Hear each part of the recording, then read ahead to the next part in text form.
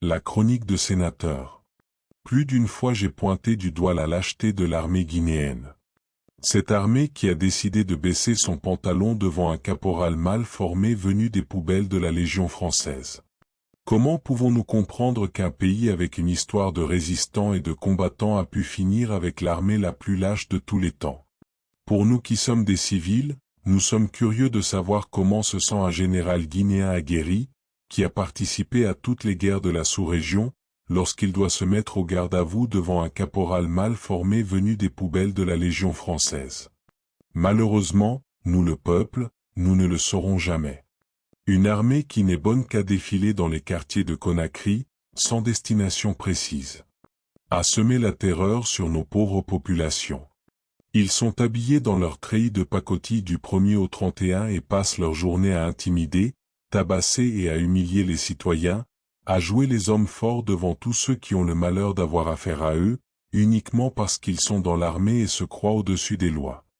Alors que quand vient le temps d'être vraiment des hommes forts devant Doumbouya le caporal mal formé, ils courent tous se cacher comme des rats. Mais où est donc passée cette armée guinéenne qu'a connue nos parents et grands-parents? Cette armée brave et déterminée qui écrasait tout sur son passage, en Guinée et même dans la sous-région. Les Guinéens peuvent-ils encore prétendre avoir une armée? La question reste posée.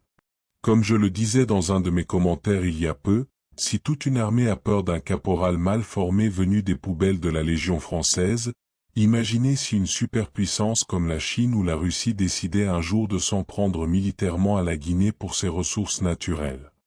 Croyez-le ou non, chers Guinéens, vous serez plus en sécurité en donnant vos armes aux pêcheurs léonais qui vivent sur les côtes de Conakry ou aux petits taxis-motos de la capitale.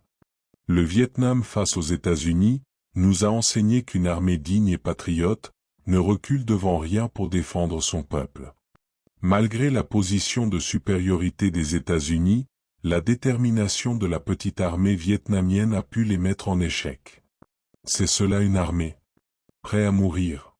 Face à cela, nous avons en Guinée, des généraux jusqu'aux caporaux, vétérans de guerre pour la plupart, qui se font caca dessus devant un vendeur de pneus, devenu caporal en France, et aujourd'hui qui se prend pour un dieu vivant.